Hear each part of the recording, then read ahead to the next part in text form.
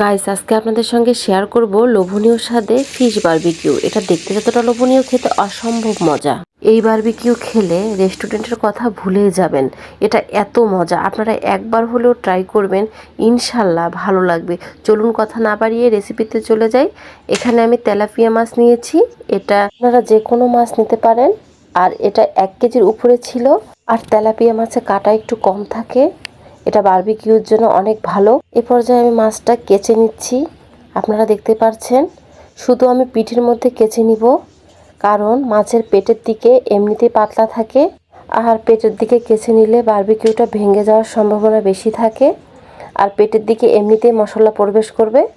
দেখতে পাচ্ছেন গাইস, আমি 2 সাইডে খুব ভালোভাবে পিঠটা কেচে নিচ্ছি মাছের।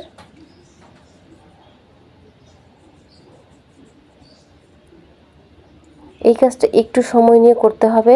তো গাইস, দেখতে পাচ্ছেন ডিবলি সুন্দর করে কেচে নিয়েছি আমি। এখন এ পর্যায়ে আমি লবণ আর একটা লেবু পুরোটাই অ্যাড করব এখানে। আর আগে মাছের মধ্যে লবণটা আর লেবুটা দিলে ভিতরে খুব ভালোভাবে লবণটা প্রবেশ করে। এজন্য সবসময় চেষ্টা করবেন বারবিকিউ মশলাটার আগে লবণ আর লেবু দিয়ে 5 মিনিটের জন্য মেখে নেওয়ার জন্য। দেখতে পাচ্ছেন আমার লবণ আর লেবুটা আমি খুব ভালোভাবে মেখে নিয়েছি। এ পর্যায়ে এক সাইডে মাছটা রেখে বারবিকিউ মশলাটা আমি রেডি করে নিব। একটা বাটিতে 2 চামচ টমেটো সস, 2 চামচ টক দই, 2 চামচ আদা রসুন পেস্ট, 3 চামচ ফিশ কাবাব মশলা অ্যাড করে দিব, 1 চামচ সয়া সস, 1 ফালি লেবুর রস, যেহেতু লেবুর রস আমি আগে দিয়ে দিয়েছি। দেন এ পর্যায়ে দিয়ে দিব 4 টেবিল চামচ মরিচের গুঁড়ো, অ্যাড করে দিব 1/2 চামচ গরম মশলা, 1/2 চামচ জিরের গুঁড়ো। দেন মশলাটা আমি সবগুলো একসঙ্গে ভালোভাবে মিক্সড করে নিব। আপনারা দেখতেই পাচ্ছেন। এ পর্যায়ে মিক্সড করা হয়ে গেলে অ্যাড করে দিব 2 চামচ সরিষার তেল।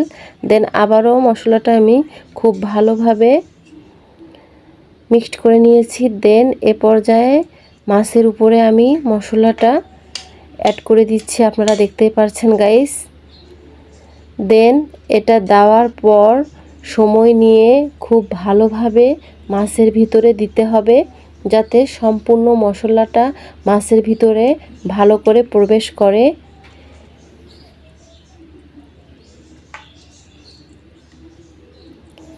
আমি এক পাশে হয়ে গেলে আর এক পাশে খুব ভালোভাবে মশলাটা দিয়ে দিচ্ছি।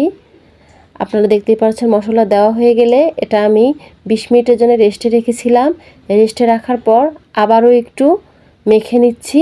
আপনাদের হাতে সময় থাকলে আধা ঘন্টা 1 ঘন্টার জন্য রেখে দিতে পারেন। এ পর্যায়ে চুলায় একটি প্যান বসিয়ে তাতে 2 টেবিল চামচ আমি সরিষার তেল দিয়ে দিয়েছি। তেলটা গরম হয়ে আসলে মাছটা দিয়ে দিলাম। আপনারা দেখতে পাচ্ছেন এটা উল্টে পাল্টে ফ্রাই করে নিতে হবে। পর্যায়ে অবশ্যই চুলার আঁচটা মিডিয়ামে রাখতে হবে।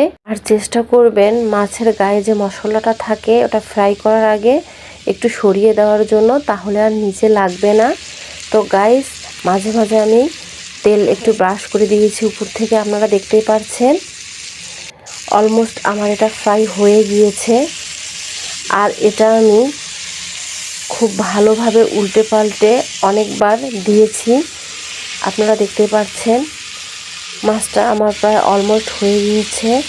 এটা একটা স্মোকিং ফ্লেভারের জন্য আমি মাছটা নামিয়ে চুলায় একটি স্ট্যান্ড বসিয়ে তাতে মাছটা দিয়ে এটা একটু সেঁকে নিব, তাহলে এটা খেতে অনেক বেশি ভালো লাগবে।